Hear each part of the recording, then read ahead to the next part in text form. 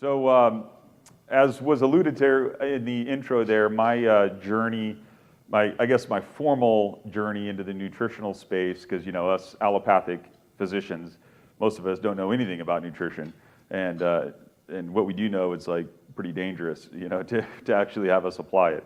So I'm traditional MD, but I had some awakenings, let's just put it that way, during my residency, where spontaneous cancer remissions from patients that were not following the normal protocols, and I was one of those that I was like, wow, I want to know what they did, versus just be upset at them that they didn't follow the normal protocol. So that really was interesting. And then fast forward, 2011 is really, I was deploying to Iraq, and it's interesting sitting and listening to some of the speakers and the science that was presented here tonight, because people like Dr. Martindale and Dave Neiman at Appalachian State was part of the Peak Soldier Performance Program. But I was doing some work in the DC area in those spaces, and part of that Nutritional Armor for the Warfighter Conference. And I was getting ready to deploy in 2011, and I wanted to just contribute something. I'm a clinician for the most part of my career in the Army, just a primary care and preventive medicine doc in the Army. They call it a flight surgeon. So I was attached to a lot of aviation units, but we were very concerned about keeping the aviators healthy. So there was a little bit more of a prevention than typical for people with my background. And but at this point, 2011, I was deploying, and the Army was really facing just a massive healthcare problem. And some of it was a media problem too, but whether it was suicides, depressions, PTSD, and I just wanted to contribute something that I thought could have an immediate value. So I deployed and was able to do a study looking at some of the things that we talked about tonight, specifically the fatty acid profile status of soldiers in a deployed environment. And by the way, one of the IRB challenges that I had to face was, you didn't talk about it too much, but was the bleeding risk associated with the study that I was doing, because we were using high-dose EPA DHA. And thanks to Bob's work that I had just listened to about 6 months prior, I was able to put that IRB question to bed. So if anyone thinks that EPA DHA caused bleeding problems, just talk to Bob. You'll actually walk away realizing that if you have a bleeding risk, you actually want to use more EPA and DHA in and around the time of that risk or that surgery. So tonight, in this brief time I have with you, is really to think about, in my opinion, we just miss the critical vital signs of well-being. And by that I mean where well-being actually starts. And I call this, the effect of missing this, I call the butterfly effect in biology. Anyone in here hear of the butterfly effect? So the butterfly effect, for those of you who haven't heard, in a short 10-second pitch, it's basically this idea that a butterfly can flap its wings off the coast of Brazil, and months later you could have a tornado in Kansas, and through a chain of events, those two things are connected. Well, when I came to realize, the more I studied fatty acids and really prevention and wellness, was that we were missing the vital signs of well-being at the cell level, which is really the fatty acid profile of the cell. Not necessarily the fatty acids in the plasma or serum, but in the cell itself. And that has a tremendous value, knowing that, just simply knowing those numbers, and based on research, having some cutoffs there. I think some of the most important numbers a person could know, provided they act on them. But the second thing that we did when I was in Iraq that really changed the course of my career was I knew, and the only reason I did this was because I knew the Army just was not going to really care about a bunch of soldiers with low fatty acid or poor fatty acid profile status unless I connected it to something that the military cared about. And what is that? That is performance of the mission, getting the mission done. So I thought long and hard about it, and I said, okay, I've got to do cognitive performance testing with this. And who knows what we'll see, but there's some other good research out there that reason to believe that we might find something, that there's this correlation with the fatty acids and one's brain performance. And that was what we did, and that certainly was something that enabled me to I think, advance just a little bit this idea of nutrition playing not only a critical health role, but really helping people experience the potential that they have in life itself to do life at their potential. So we did cognitive performance testing over there. We showed this very tight association between fatty acids in the blood and one's cognitive performance. But what also came out of that was this awakening in me that I couldn't believe how many soldiers were interested in doing this study. It was like I thought I was going to have a problem getting volunteers. We were there for a year in Iraq, outside of Iraq, multiple areas throughout the country. We were running the study, but we got people just wanted to do this. And later I came to find out it's because they're so interested in knowing something about their brain and doing something simple like a cognitive function test to have a little bit of insight. And so really the cognitive function piece really just serves as a window. It's a functional pairing with the blood work that enables people to really, in real time, so to speak, understand the impact of the nutrition on their day-to-day performance. And that was sort of a game changer in terms of what I later would come to do. I retired in June and founded BrainSpan a couple years ago, but now doing that full time. But it really gets patients engaged. And I think that that's an important thing because at the end of the day, we can measure all the things we want, but if it doesn't really engage the patient, motivate them, make them, inspire them, awaken them, get them to really take ownership of their well-being and stay on the regimen, understand the power that the products play in their life, well then we're just testing to test. And I know there are a lot of MDs that do that, but I didn't want to be one of those.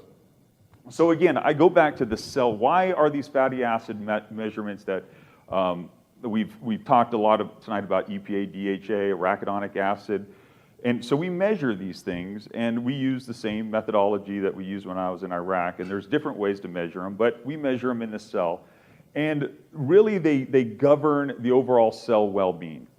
And there's lots of reasons for that. We'll show some pictures of that. But when you talk about cell well-being across the membrane of the cell, the mitochondria, the way the cells balances pro-inflammation and anti-inflammatory, we need both, and so are governed really by fatty acids. So the structural component of the cell membrane, as well as this fatty acid inflammation balance, is really critical, obviously, for overall health, because why? Inflammation is at the heart and soul of so many chronic diseases. And again, with the brain, DHA plays a structural role and throughout our entire life. So, and a lot of mental illness we now know is due to inflammation in the brain. So inflammation in cells or cell dysfunction, again, the idea of a butterfly effect, you expand that out a little bit off in a cell membrane fatty acid composition, maybe at the cellular level in a petri dish, doesn't mean much, but you take 80 to 90 billion of them and collectively now have the brain, for example, you have organ dysfunction, or if it's the immune system, or if it's the cardiovascular system, you name it, musculoskeletal system, chronic, or whether it's a chronic immune, arthritis, heart disease, or neurodegenerative disease, we just see this in different organs, but it's all at the heart and soul today. A major cause is this fatty acid dysfunction. So what we do is and what I think is important, and no matter how you get people engaged, your patients engaged around fixing their fatty acids, I really don't care. Like, as long as you're addressing this in your practice, because again, you look at this from the cell level all the way out to the organism level, or in human beings and our patients, we literally we literally need to look at the beginning. And I love this statement up here. I was reading the Virchow. Dr. Virchow was the founder of modern day pathologies, all the pathology books that we read. And on his deathbed, he actually made this statement. I literally almost fell out of my chair, that he really regretted not focusing more that just like all disease starts at the cell, so does all well-being. And he said, I just wish I would have focused on that more. Well, we can all start focusing on that if you really adapt some of the principles that have been talked about tonight and help people understand the importance of addressing their fatty acid levels, having healthy fatty acid levels, and what does that mean for their overall well-being. So fats, we put so much in this country, we tend to put a lot of emphasis on protein when we want to get bigger, or we want our bodies to be stronger, bigger. We talk a lot about protein, but really if you look at an infant, you look at an infant's development, you compare it to the adult, the emphasis is all on fat. It's all on brain size, and very, very rapidly in humans. And so, and this is true for all the way out to about age mid-20s, late 20s. There's a high emphasis put on large brain, and in order to have a good, healthy, big brain, you need lots of DHA, which is the majority constituent of the fat in the brain. And we heard tonight why that's important from like injury and inflammation, but it's really needed to stimulate neurogenesis, as well as exercise and good sleep as well. But this, we know now, can happen throughout our adulthood. So in the 1990s, we discovered that we can have neurogenesis as adults. Well, how many of your patients really, really know that? And how many of them really think about what is the importance of that in terms of their nutritional intake, the right things to stimulate and support active neurogenesis throughout adulthood? Well, most people are pretty concerned about things like dementia and other neurodegenerative disorders, and stimulating and supporting an environment that stimulates neurogenesis is just critical. Now, sometimes, I'd have to scratch my head and go, gosh, like, how is it that these things are just so fundamental to well-being? And there's some really interesting also historical, cultural anthropology type of looks at this, and we don't have time to get into that tonight. But it's very interesting when you look at early human movement, civilization spreading out of Africa. It was really the populations around the coast of Africa that really are responsible for the moving out of Africa. And there's been some excellent work done and research on that, tying it back to nutrition. And there's obviously also religious, and even whether it's a miracle or a cultural anthropology in terms of what the people ate, or in the case of evolution, we look at the formation of cells, and all starting with the early formation of a membrane that required fatty acids.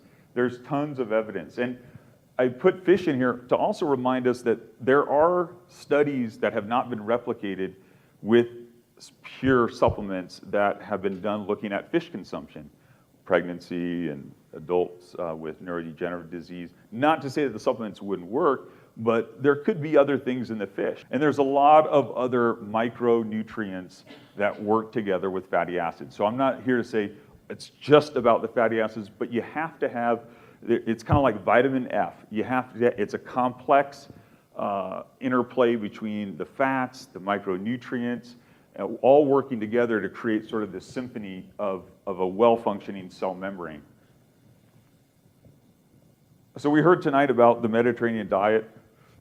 Absolutely, there was a statement that was put out in October by the American Heart Association together with the American Stroke Association, and it was on brain health in America, and it was kind of interesting. They took this presidential council statement, the two organizations, and they basically talk all about the benefits of the Mediterranean diet on brain health. And most patients that I know don't know really what a Mediterranean diet is, or if you ask them, they might say, I don't know, spaghetti and meatballs and a glass of wine. It's like, I know I didn't really know. So it is a little bit complex, but you could summarize it. I think it was Bob that summarized it earlier really well. It's having the right fats, the right micronutrients, the right healthy grains.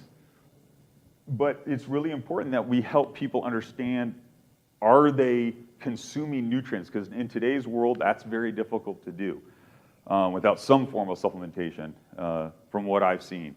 And so understanding that the evidence that you can really rely on that helps provide those nutrients that the best researchers in the world have said works, I think is an important point. So again, there's an art form to this. I don't think, it's not a silver bullet of fixing a number. What I try to do is really talk about this cellular climate and providing cellular therapies that maximize well-being, and that really is a art form. And we just, I believe in providing data that supports that art. So we've heard a lot about this already tonight. Chronic disease, the prevalence in the country when you control for population just keeps going up every year. So we're obviously we're obviously missing something, correct? And that's death from chronic illness. And if you look at, this is Joe Hibbelin out of the NIH. He's done a lot of work looking at fatty acids and depression and suicide, along with Mike Lewis. I saw that. I think it was you had a quote from Mike Lewis, who I worked with in the Army. And so there's a lot of concern that we have since about the late 1950s have basically just reversed people's fatty acid profile.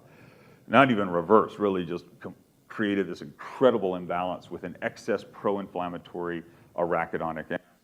What is arachidonic acid? Well, it's really why when people take Tylenol, they're blocking the enzyme that converts arachidonic acid to these powerful pain and inflammatory hormones, but they also control things like blood flow and endothelial function. So we've reversed that. Now, we're not going to get into why that is, but it just has to do with the way we feed animals, the way we raise animals, the way we feed the country.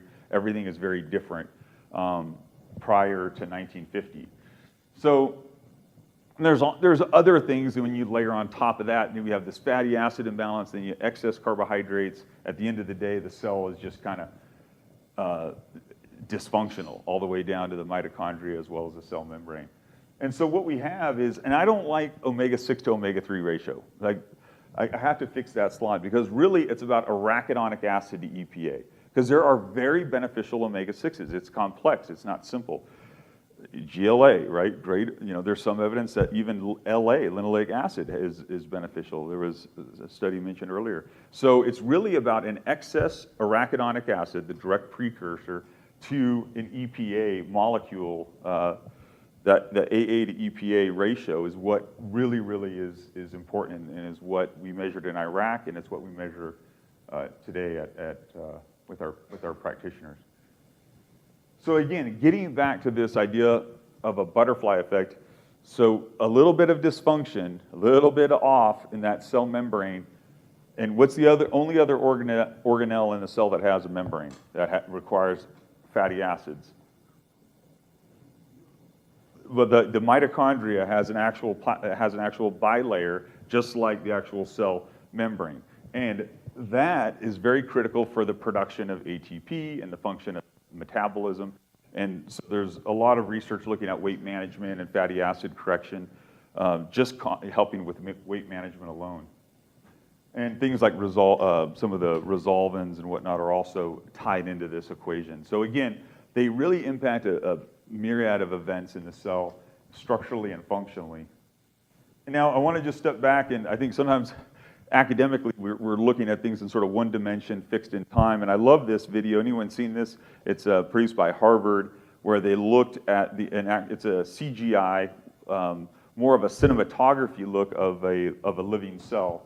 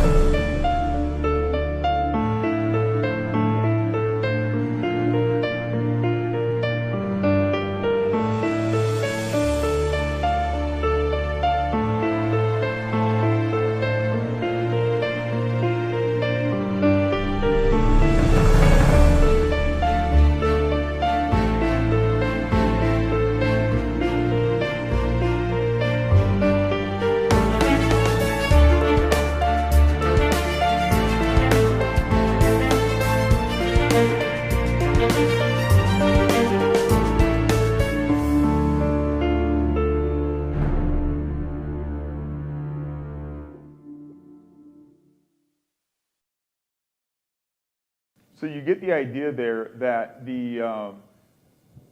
again, it just gives you that appreciation that things are not static, they're dynamic, and the way that the molecules are structurally inserted into the membrane and the types of molecules has a massive impact on the function of that membrane.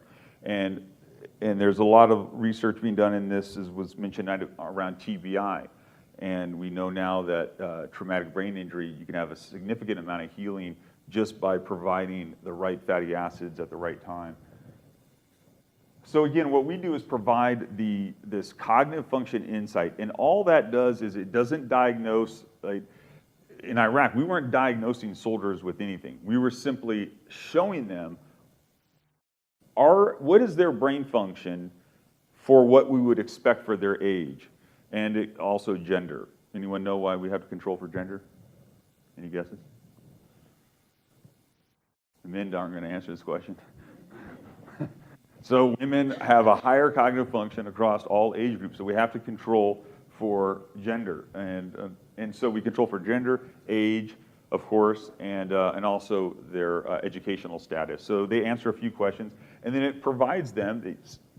All you need is an internet connection, 15 minutes, and that's what we used in Iraq. And this tool was actually built by pharmaceutical companies because they needed a very good baselining instrument and also a screening tool for normal brains. But I would argue this, that what we've seen in the last year, we've had about 40,000 data points, full profiles, fatty acids, and cognitive function, that what we've come to expect as, or even just think of as normal cognitive function, because that's the average, is not really where we can be and where we probably should be with the proper nutritional support, proper lifestyle changes. It's just based on today's lifestyle, today's nutrition. That's what the mean is. But what we've seen is that people really can and should be well above the mean, and we see that. We see huge changes in that.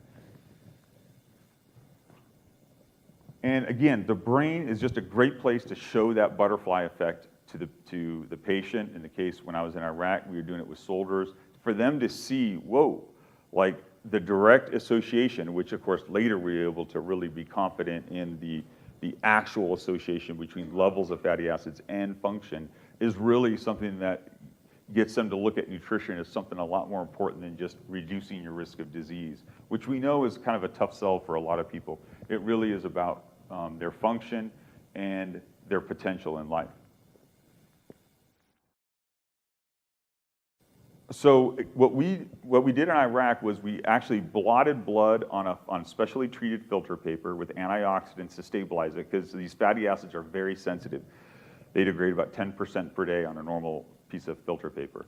So that locks in the cells. And then we take those cells, we get about 5 million red blood cells on an average blood spot, and then we isolate them, and then we can look at the actual fatty acid constituents inside the membrane. So very different than looking at plasma or serum, which fluctuate a lot. So that means it's very steady. It's kind of like hemoglobin A1C. And it also means you don't need to worry about retesting until about 60 days later when you have a good proportion of new red blood cells, because we're always forming new cells. And when you wait 60 days and you see the change, it's very dramatic in terms of what that means to the patient as well. one thing that we know too is that trending results for your patients, whatever it is that you're measuring, trend it for them. Show them the gains that they're making. Show them the improvements. That is something that we've seen really, really help drive compliance for patients. You know, instead of shuffling through multiple charts or multiple pieces of paper and kind of, you know, do your best to show them in a picture the actual trend here and what does that trend really mean for their life. And I think that with cognitive function, that's a huge opportunity because, again, it's a vital sign, right? If you're measuring cognitive function, and we know that cognitive function has this expected decline, it has an expected rise, levels out, and it has an expected decline. Well, if I'm measuring along the way, and I know where that curve kind of should be for men and women, if I'm measuring it and it starts to like shift below that, it starts to rapidly decline, the rate of decline, I've got data points, well then now I've got a vital sign that I can really be much more proactive and preventative than just waiting for a test that diagnoses a disease.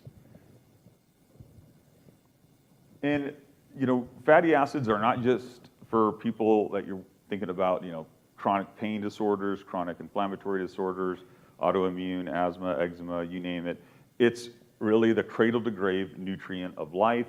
And people just, you know, there was back in, I think it was early 2000s, they were telling women not to eat seafood because of mercury poisoning. Well, they didn't really clarify that message very well, and they had a lot of women stop eating seafood in pregnancy, and the results were devastating. And so, but it's really, really, really critical from pregnancy all the way through life that we get these right fats into our diet. And it really supports everything from IQ, motor, verbal skills, risk of ADHD, even treatment of ADHD now we know. There was a great meta-analysis on that. And so all the way through our life. And so there's just really different roles they play, I think, depending on which stage of life you're in.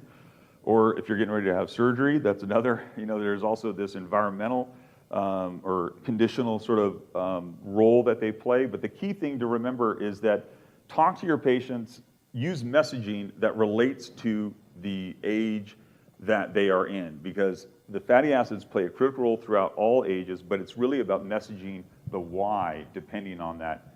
And that helps, you know, that really does help them with compliance. And again, it's more than just heart disease risk. We know that that doesn't really work, even though it's true. So what we did over the last 2 years was obviously a lot of testing, offering this to practitioners across the country. But I wanted to know, I just put a stop to everything. Didn't make a lot of people happy. But I said, no, we're going to stop everything because I need to know that this is working. So, gosh, I don't know, I think it was a few months ago now, like 3 months ago. And we just kind of took a temporary pause and gathered up all the people that had done a retest in the database. And there was, and we looked at, we just took a random selection of 2,000 patients in the last 12 months that had a retest. And there were some that had 3, some that had 2. And we looked at these dramatic change. We really witnessed what I thought was pretty dramatic change. We saw their omega-3 index rise 50 to 60%, their arachidonic acid levels drop. Now, we didn't go survey the patients and ask them, you know, we would have needed to gone through the practitioners and all that. So we just wanted to look and see, is providing people not just numbers, but meaning behind the numbers. Like labs have just begun, we're not a lab, we're an analytics company that provides a clinical support tool that works with, you know, we have a lab partner, obviously, we have a cognitive function partner, but what we want to do is take data and make it meaningful, engaging, and helps drive compliance to the actual thing that helps solve the problem. So, and I think we're getting there, and the data supports these average, and these are average changes. Those curves, I took that right out of the database. Those are average changes across the retest. But we want to find good interventions that make an integrated solution work, right, for the practitioner. So things to help, you know, patients lower their carbohydrate intake, things that help them lower unhealthy protein intake. If I take a veggie protein supplement and I lower unhealthy chicken, unhealthy meat that's loaded with arachidonic acid, I just lowered my arachidonic acid level. I didn't target the arachidonic acid level, I just supplemented with a healthier protein. And gosh, eggs and protein now, you know, It's unfortunate because, like you said, I totally believe in the health benefits of eggs and meats. The problem is the way the animals are fed is just really, really hard. And even with the labeling, you know, farm raised doesn't necessarily mean that they're eating grass and seeds and bugs. You know, I guess the word now is pasture fed. It's kind of like, is that right? Like, so you know, supplementation, curcumin, anti-inflammatories, and then there's a whole list of things that support the cognitive function, micronutrients that are mentioned. Magnesium is great for sustained attention, and we've seen that. It also helps with sleep as well. It doesn't make you sleepy, it just seems to calm the brain down and enables you to sleep. And so what, we changed blood levels. Was there actually a change in function? Well, again, last 12 months, same group of people, we saw large changes in their brain function. And you say, well, who cares? Well, by changing somebody's baseline brain function, right, they're now operating at a higher level of cognitive function for their age group. Instead of the 50th percentile, they're in the upper tier. Maybe maybe that really should be the normal if you're taking the right nutrients into your body. Probably. But the point is that's a game changer for somebody who's trying to go back to school, hold down 2 jobs, you know, a child with ADHD, somebody concerned about preventing dementia or starting to have some anxiety, memory slips, depression. These things change their life. They're able to do more with what they have. Okay, and again, double-digit gains was what we saw across the board, and that controlled for practice effect. So very, very good test. And again, it's not a diagnostic, it's a wellness tool. It's an exercise tolerance test for the brain. How long did it take us to figure this out? Like, it's just really a tolerance test for the brain, and it helps the brain stay it basically challenges the patient and tells them where do they stand as compared to what's expected. Not a diagnostic, and that's unusual, but I think it has tremendous value as a primary prevention tool. And that's the way we just package them, and that's the way we did it in Iraq. Literally, a little different. They're little baggies that we ran around all over the place with. But you know, we have it so the patient can understand it, very simple. We have to involve the patients. And then we have to do predictive analytics. Oh yeah, if you want a copy of it's free clinical practice guidelines, all science-based. If you just text that number, and no, we don't sell your information to anyone, you won't get anything else from it. But it enables us to send you a clinical practice guideline. What we have to do is predictive analytics. Who's good with predictive analytics? Amazon, right? They tell you when you're gonna run out of toilet paper before you know. What books you wanna buy before they're like, wow, yeah, that looks like a great book. Well, why not do that with health? Why not show people where they headed if they don't make any changes? And what does that really mean to their life as far as their retirement, their grandkids, the golf that they wanna play, the vacations they wanna take? And so that's what we do, is we show people where are they headed. And we use predictive analytics to do that. And I think, again, taking some of these concepts with you, that's really the end of my presentation. But I think if you just take some of these nuggets around fatty acids and function, and I think no matter what you're doing, try to combine function with whatever you're measuring to give true meaning to it. And really think about long and hard about cell well-being and what that means for organs and the person's life as a whole. And I think you'll be making a big progress. So thank you very much. Appreciate it.